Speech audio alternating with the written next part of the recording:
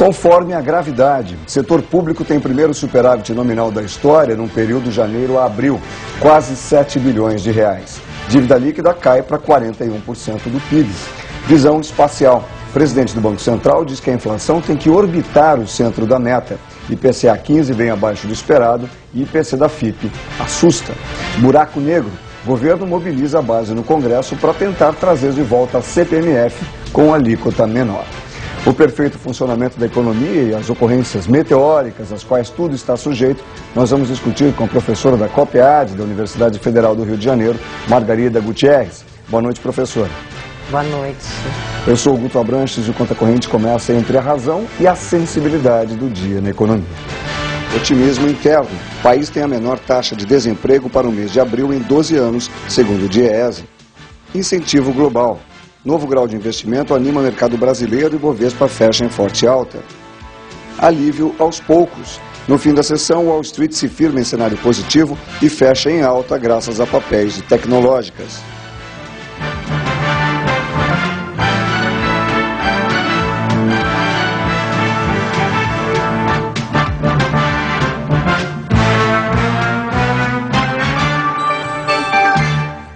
Boa noite. Surpresa positiva. O índice de preços ao consumidor amplo, 15, teve leve desaceleração em maio, veio abaixo do esperado. Segundo o IBGE, a perda de força foi reflexo da queda nas taxas de energia elétrica e da estabilização do custo dos alimentos. O IPCA 15 subiu 0,56% em maio. A taxa é 0,03 pontos percentuais menor que a registrada no mês passado e ficou abaixo do previsto por muitos analistas. No acumulado do ano, a alta é de 2,75%, superando a taxa verificada em igual período de 2007. Os alimentos subiram em ritmo ligeiramente menor, com alta de 1,26%. Ainda assim, o grupo exerceu a principal pressão no IPCA 15, sendo responsável por exatamente metade do índice. Os destaques dentro do grupo são o arroz, o pão francês e o leite pasteurizado. O aumento de 1,73% no preço dos remédios também empurrou a taxa para cima.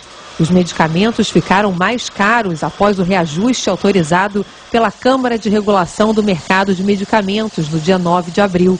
De acordo com o IBGE, das 11 capitais pesquisadas, a que apresentou maior alta foi Recife. Já o menor resultado de inflação foi em Belo Horizonte. Ainda no tema inflação, outra surpresa. A diferença é que essa não é das melhores, não. O IPC da FIPE, que mede os preços na capital paulista, teve aumento de 1,08% na terceira prévia para maio. Foi a maior taxa desde março de 2003. A expectativa era por uma alta mais modesta. Assim como no IPCA 15, os alimentos exercem a principal pressão. Com um aumento de 2,61%, o grupo alcançou a maior taxa desde janeiro, também agora de 2003. Perdão, lá de 2003, né? A perspectiva de que esse cenário continue indeterminadamente fez com que a FIPE elevasse de novo a estimativa de inflação no encerramento de maio, de 1,01% para 1,19%. E é com o tema inflação que eu começo a nossa conversa com a professora da COPEAD, da UFRJ, Margarida Gutierrez, que está comigo aqui no estúdio. Um prazer recebê-la, professora. Um tanto rouco, já me desculpo com a senhora, com os nossos assinantes também, mas vamos em frente. Queria lhe perguntar sobre esses indicadores de inflação. Aparentemente uma surpresa melhor, vindo aí do IPCA 15, mas o IPC da FIPE, este ainda sem deixar de tirar o dedo da ferida, apontando uma pressão forte dos alimentos.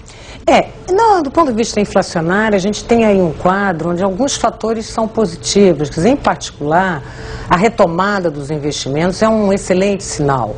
Não apenas no sinal de que os investidores estão mais confiantes na economia brasileira, mas também porque isso afasta aquela pressão de demanda e afasta aquele risco inflacionário típico de demanda, porque aumenta a capacidade de produção. Agora, a gente tem alguns fatores que são muito negativos, né, quando a gente pensa aí na meta de inflação de 4,5% que a gente tem. Nós temos um contexto de demanda doméstica bastante aquecida e nós temos IPAs, né? Os índices de preço no atacado estão muito altos, então estão aí acumulando em 12 meses em torno de 13%. E no contexto de demanda aquecida, o que acontece? O repasse dos IPAs para IPCs fica muito fácil, né? Então isso é um primeiro fator aí negativo que tem que ser devidamente monitorado pelo Banco Central.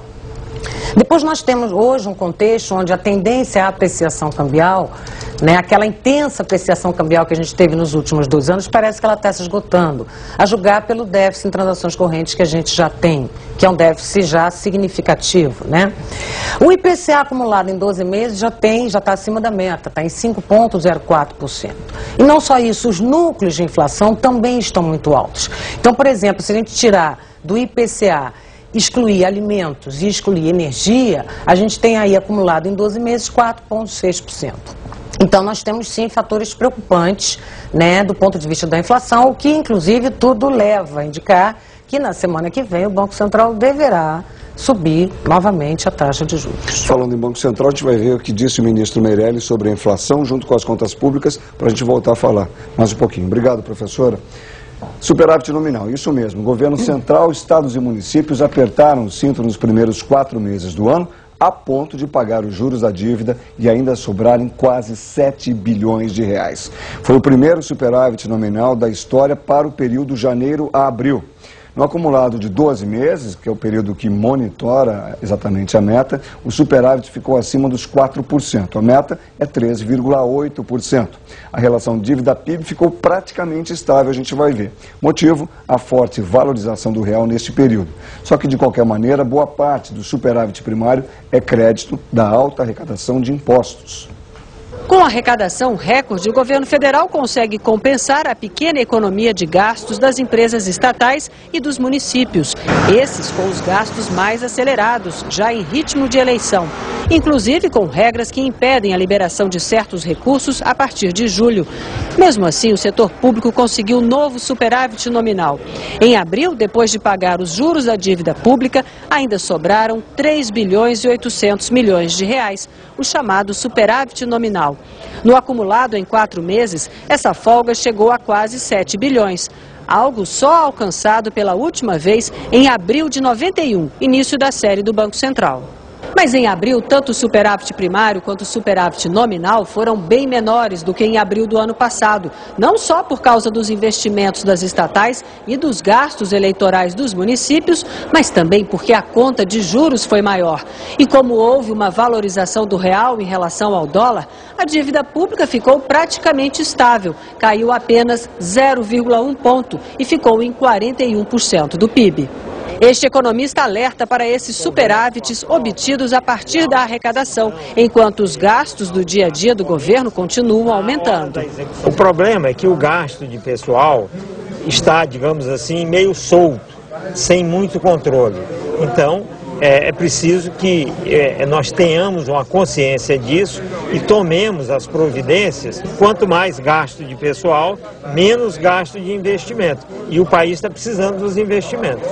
Em audiência pública na Câmara dos Deputados, o presidente do Banco Central argumentou que inflação é sempre motivo de preocupação e que as decisões, como aumento de juros, não podem chegar atrasadas. E se mesmo assim o centro da meta de inflação não for atingido, não seria grave.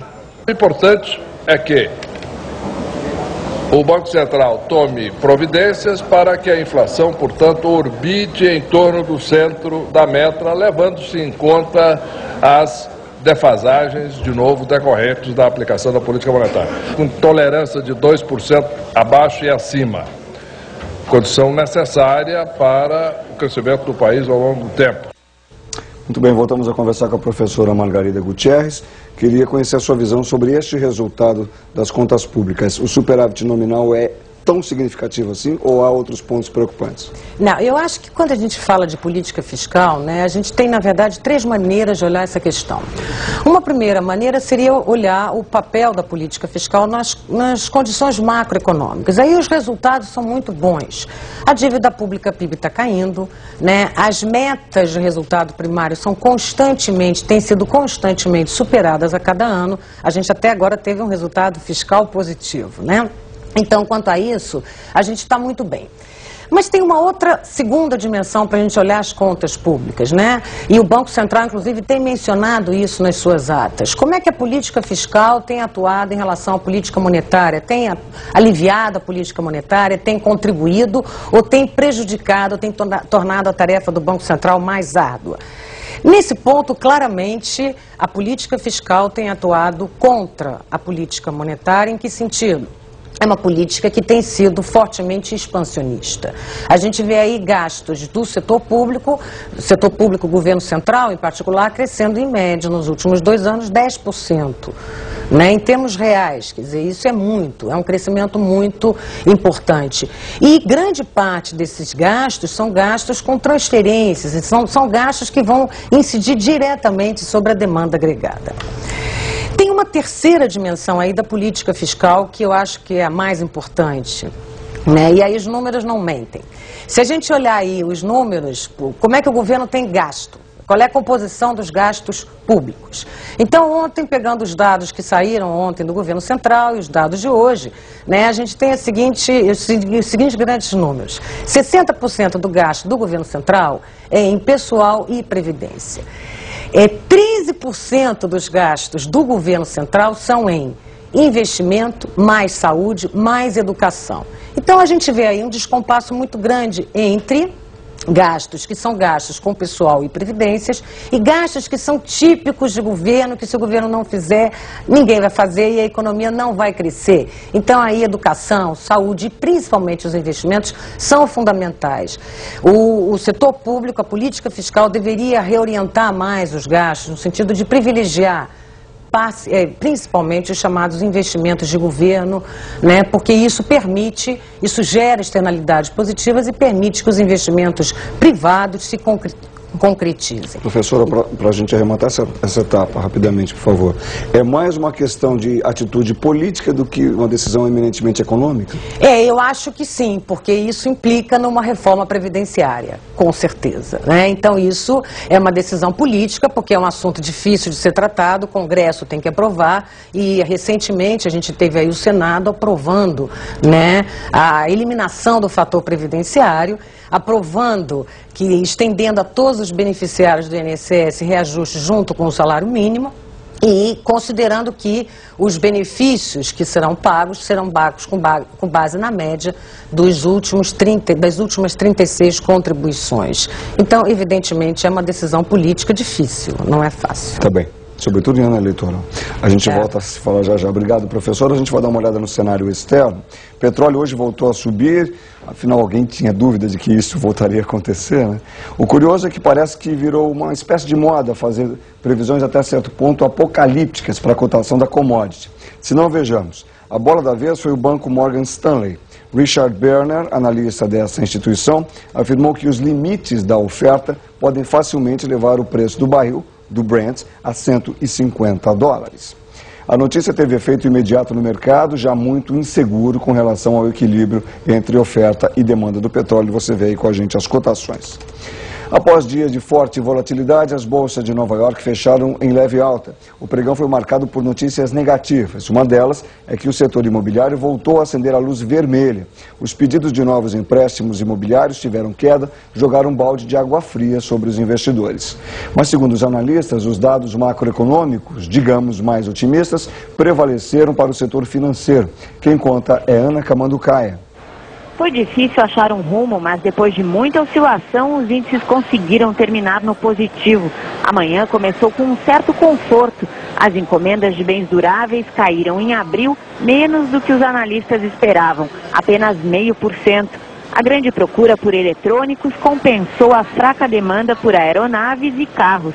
Excluindo transportes, as encomendas tiveram alta de 2,5%, o melhor resultado em 9 meses.